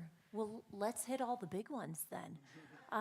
Holidays. Oh, holidays. That's just a minefield. Now, we've finally gotten through the Thanksgiving, Christmas, New Year's, Valentine's Day gauntlet, right? Hallelujah. But we have Easter coming, and if your person liked Arbor Day, that's coming too. So the amazing thing is that there is no such thing as a holiday after you have lost a loved one, because every day can be a day to grieve. And so what I find amazing is that when folks are approaching the holidays, and Grief Share has, I'll just plug you all night long because I love Grief Share so much. They've got an amazing standalone evening just to talk about the holidays, like how to get ready for it, what to do after you've shouldered through and you're just ready to flop after it's all over. So I commend that particular evening to you. But when you're entering into something new, whether it is the graduation of a grandchild, and grandpa's not going to be here for that, and you were hoping he would be. Whether it is the birth of a new grandbaby, and you realize that all of these emotions are coming up that you had long ago thought that you had buried, it's okay to have a really strong response to a holiday or a special occasion. And if you have an experience that you can anticipate, like a holiday, a memorial service for another loved one, or the anniversary of your person's death, I always encourage folks to make a plan. Make a very simple plan. You can trash it if you want to, but at least you've got something on paper. And find a phone a friend. Remember that old show where you could phone a friend and get an answer? Phone a friend so that if you need an out, you have one. So that if at the last minute you're overwhelmed at Thanksgiving, you can go into the bathroom and call somebody. Just say, hey, I'm feeling overwhelmed.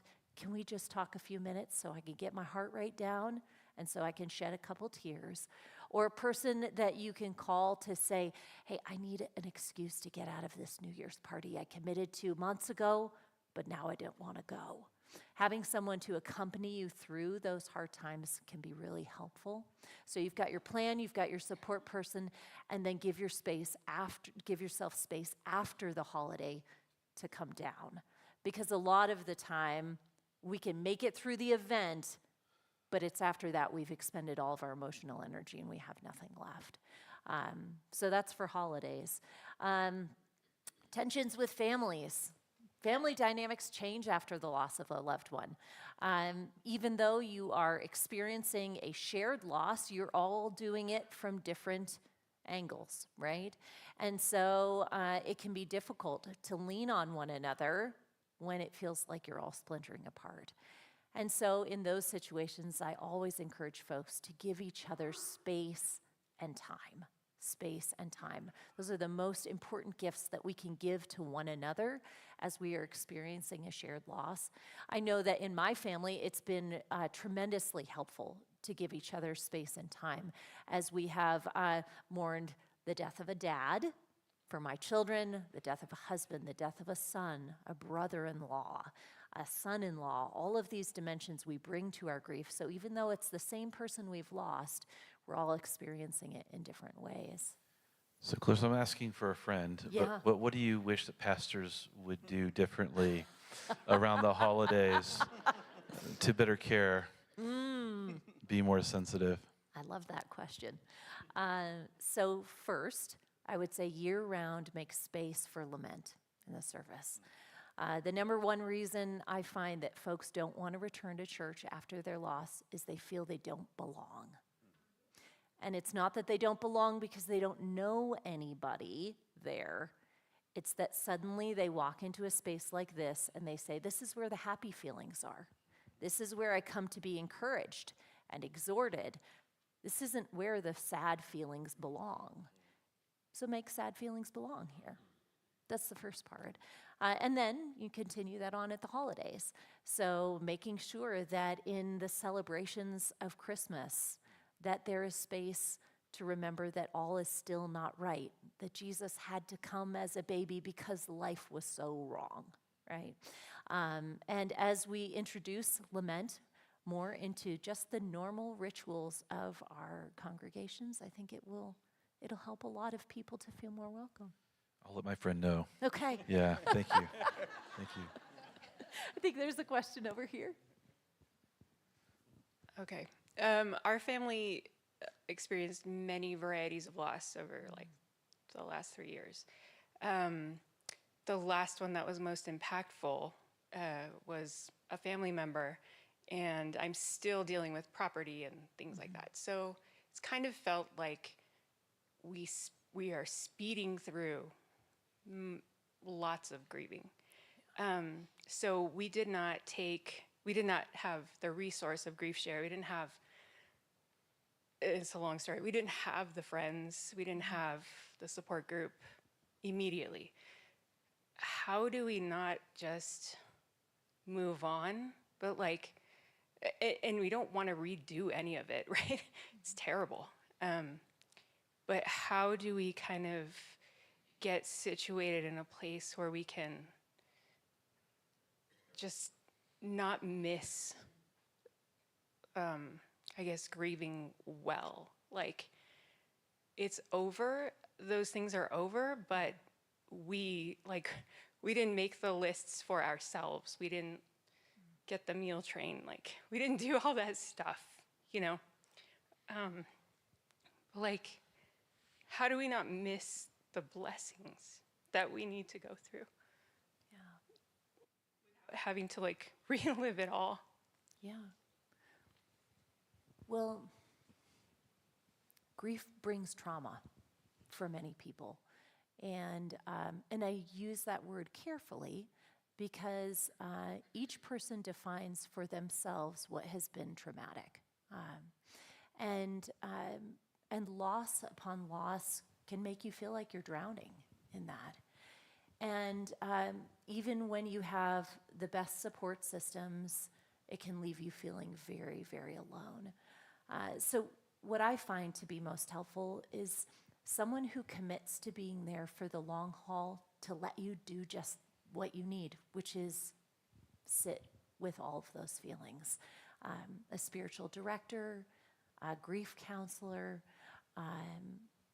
someone who is present with you. Some congregations have what's called Stephen ministry. They're called the after people, after the casseroles have been delivered and after all of the other support folks have gone home, someone who's committed to walking with you for a year, even if you need that, as long as it takes as you process those things. Because I think you're right.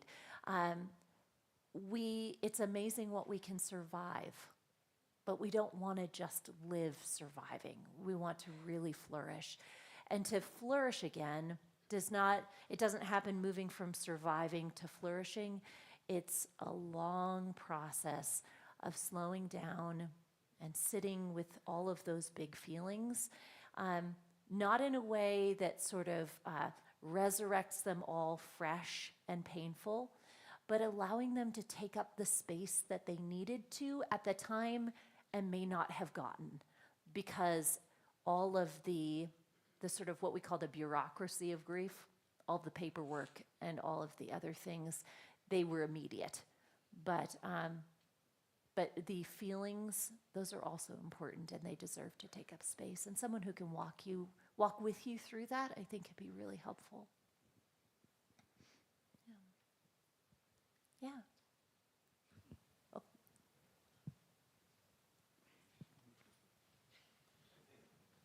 Go on, I have one more thing. What we have done with people who have multiples is we have them make a separate manila folder for each one, so that when you are, because grieving is related to relationship, you have a different relationship with each one of these ones that have died or bad things have happened. And so you can grieve them separately. Once you start combining them, it gets too muddled. So you want to grieve them separately. And as she says, if you can have some there with you to help you grieve them, help you keep on track, it would really help. Okay, so kind of piggybacking off of some of this, after you've experienced one loss, do you have any advice for not getting buried in the anticipation of future losses? Because now your eyes are kind of opened to what a loss can be, right? And also that it can really happen to anyone at any time. Well, as someone who experienced sudden loss, that was a big part of the first year of my grieving process, was learning to believe that the other shoe wasn't going to drop. And if you've experienced sudden or unexpected loss, that's a very normal response to that. I had to tell myself over and over again, you are not one in a million. Because the unlikely had happened to me. And so I suddenly began to believe that, well, maybe I would be the one in a million for all of these other situations, and that death was right around the corner, and that another loss was going to happen. And there's part of a suspicion, I think, that, everything bad comes in threes, that we sort of anticipate, right? That's, I must be contagious in some way, that this one really bad thing happened to me, and so I'm a magnet for all of these other bad things. And just in the same way that there's a trauma around repeated losses, particularly over a short time, I think some of those sudden and unexpected losses can provoke those sort of questions that it can be helpful to unpack with someone who is trained to guide you through those, but also has the space and mental emotional capacity to walk with you for as long as you need to as you wrestle with them. I think jumping on that, not beating yourself up as well. The analogy, like when someone swerves in front of you in the highway and your heart just jumps, and then you're fine, but then for the next 15 minutes your pulse is just up like crazy, and it's not like you're literally thinking someone's probably going to swerve in front of you again. Most people don't beat themselves up in that instance, because it's like, this is what my body's doing. There's even bodily dimensions of this. It's just going to probably take time,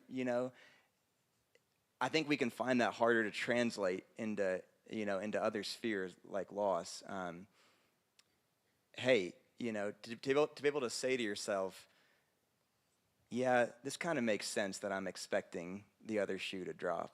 And even as it's like that self-compassion. Yeah, a person in my shoes probably would be thinking this for some period of time, and just deflating a little bit of the shame or the extra charge that's on that. Like, it's not that you can't speak to it, I'm not one in, a million, but yeah, kind of like that self-compassion of a person in these shoes would be feeling this. Yeah, my only thoughts are thoughts that come from my therapist to me, so it's not. So I'll pass them on to you. So it's that your body doesn't know what your mind knows, and it feels sometimes like your body's playing tricks on you, and because your mind says I have nothing to be afraid of, but your body is telling you I have everything to be afraid of. And it takes time for those neural pathways to be reestablished, for anomaly events, traumatic anomaly events have a way of, because your body is prepared to protect yourself from that ever happening again. And your body doesn't want that to happen again and wants you to be prepared for that to happen again. So you get high doses of cortisol for long periods of time, and it really narrows your focus. It makes it very hard to be creative, to be imaginative, to make different kinds of connections, because it's very focused on making sure this trauma doesn't happen again. And so there are, talk therapy is really helpful in that. There are some things you can do to begin to sort of let your mind know what's an anomaly event. And understanding what your body's doing also helps to sort of satiate some of that and to go, oh, okay, I see what my body is doing, and my body and my mind aren't in agreement right now. But just knowing that can go a long way. That's all I know about that. I'm a Bible guy, but I've had these really wonderful occurrences of spending time with somebody who's a real expert in this, and then going, oh, okay, well, that's great. That helps me tremendously to know that my body just doesn't agree with my mind right now, and I've got to give my body time to sort of catch up with what my thinking is. Probably have time for maybe one more question, unless two people have identified. Yeah, go ahead. Sorry, this might come out weird. I'm sorry if I don't make it Don't be sorry. entire sense, but just going off of a question someone else said, what if you've experienced loss in a way it feels like a death, but it isn't, because in New Mexico we have like a lot of crime and drugs and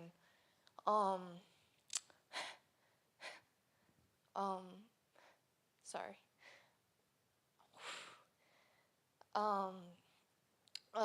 But you never got that support system, and over the time it just builds up to more loss and more grief. How do you break the bad habits of trying to go through that grief? Like, as a believer, I'm a believer, it's still hard to not try to control things and stuff like that, but how do you like break those habits when you also feel like you have no one around to support you, especially family, in that way? Sorry. I think that's a really good question to ask. Yeah. It does help to know that Jesus was a man acquainted with sorrow.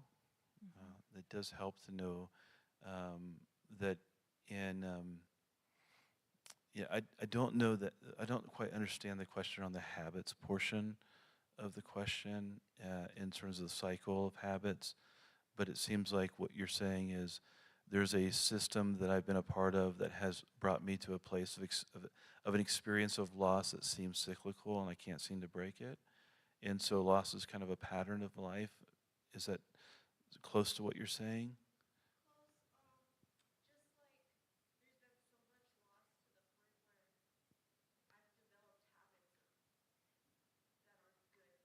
Yeah, the grieving habits. Yeah, I see. Yeah. Well, good for you for acknowledging it. Yeah. So many people are in a cycle of bad habits because of loss and grief that haven't noticed it, and you're so much further along than you realize, because you've been able to put your finger on the thing and say, this thing is not right in my life, and I want to change it, and that's so much of it. I know it doesn't feel like you've accomplished a lot, but I want you to know you have. You've accomplished a lot, and you've gone far in that. I think. And now bringing other people in to say, I see these things, do you see them too, and can we work on those together, can be a really helpful sort of next step. This sort of identifying the patterns and then finding ways to break those patterns, and introducing new habits into the way that you grieve and how you address your grief can be really helpful. It can be really hard to trust people after you have experienced a lot of hurt. And so sometimes, even when you want change in your life, it can be hard to trust someone to reach out for that help. I know that in my own life, after my husband died, I was pretty sure that I was the only one I could trust. Because though I did have support, I wasn't sure how I was going to survive the rest of my life unless I did it on my own. And it was out of a place of fear. I was afraid to be hurt again. And I had loved someone deeply, and I had lost him. And so to even reach out for help from someone else, well, I might want to ask you for help, but if I got too close to you, you might die and leave me too. And so I think in a cycle where we have experienced a lot of hurt, even stepping out to identify someone who we can trust, that can feel like a really vulnerable first step. But it is, I think, the first step toward healing our hearts from the pain of that repeated loss. While certainly we don't experience real healing until heaven comes, we can experience a mending of the trust that has been broken over a cycle of loss.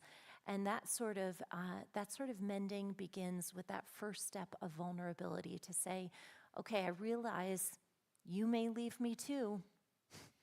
You may die, you may abandon me, but I'm going to go ahead and take that first step of vulnerability to reach out and say, would you help me to take the first step toward flourishing and a life-giving style of living? And that first step can make all the difference. So as you're thinking about the people who are in your life, maybe just even for the next while, however long it takes, pray that the Lord would bring forward someone that you're able to look into your life and say, okay, that's one person that I think I can ask to walk alongside me as I develop those new habits. Because the Lord delights to give to his beloved. And he promises to never leave us alone. And for most of us, the way we experience that presence is in deep connection with other people. And especially if you feel like the person you have the most trouble trusting is yourself. I've experienced these cycles of grief, and I've known, it sounds like you're saying you've seen enough about your own reactions to, like Nate was saying, to name, I know this isn't what I want, I know this isn't healthy. Even just that first step of building trust with yourself is a process, and that first step of being able to name, to externalize, like you did a few minutes ago. I want something different. I want something better. Like, don't underestimate that at all. Yeah. I know we probably have a lot more questions. It's very late. We're really grateful. Nate, would you just close us with a few resources, maybe in the area? You've been a pastor here for quite some time. I'm quite new. In our city, among our churches, what are resources that people here tonight might or might not be aware of that can tap into with helping with bereavement, with grief, with companionship in all of this before we close? Yeah, I mean, I would. There are a number of resources available, both in the Christian counseling space, but also there are various ministries in town, like Navigators, that have small groups that are designed around the loss of a child or loss of a spouse. There is even here tonight, she may have left already, but a lady who runs a suicide support group for those who have that in their story, and that's part of their loss. And so there are many groups that lean into in terms of resourcing you. We have resource guides that I don't have in front of me, but would be able to sort of share with Ben, and you can share with those who've attended tonight, and that'd be a great way to sort of recognizing where they are and what they are. Yeah, that you mentioned the New Mexico, I think it's Suicide Prevention Council, has a great resource they publish for church leaders, but it applies to everyone in churches. If you go on Grief Share's website, and just like type in your zip code, there's a lot of different grief shares just in this city, way more than I knew. And you can look who's offering it, when it's starting. Just can't recommend that enough as well. We do, I think, have everyone's emails from the registration. We're not going to spam you, but there might be a chance that we could look into in that as well to be able to send you things. We are so grateful for all of you for serving on this panel, and for Clarissa, for you coming here from Boston, speaking to us, sharing your heart, your wisdom, your experience with us, and thank you all for making the time. So that concludes our night. There's going to be a little bit of a chance to mingle if you want to meet Clarissa for a couple minutes. I know it's 2 hours later your time, and I want to be cognizant of that as well. So yeah, thank you all so much for coming out tonight. Thank you.